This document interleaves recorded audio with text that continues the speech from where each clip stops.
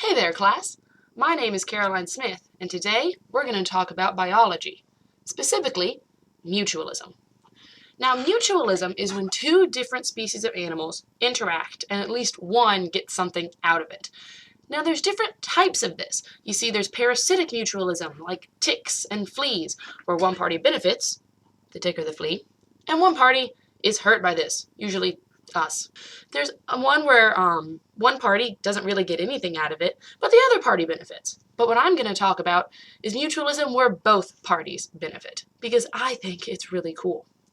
Now, the reason this is so interesting is because it shouldn't happen.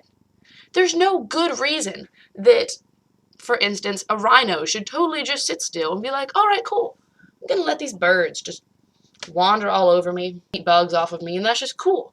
But it works out for both of them because the rhino no longer has these parasites, parasitic mutualism, and the birds get a meal.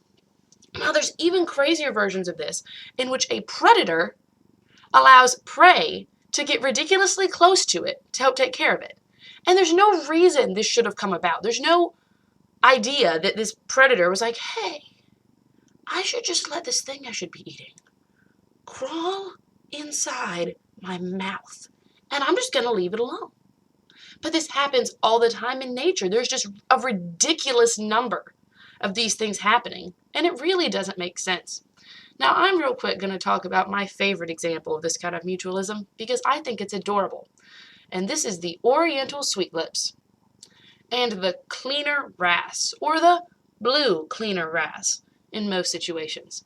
I think this is so cute and interesting that I've brought a picture of it to class. If you look here, this is the Oriental Sweetlips. Those lips are really sweet, aren't they? And these are little blue cleaner wrasses swimming around his mouth.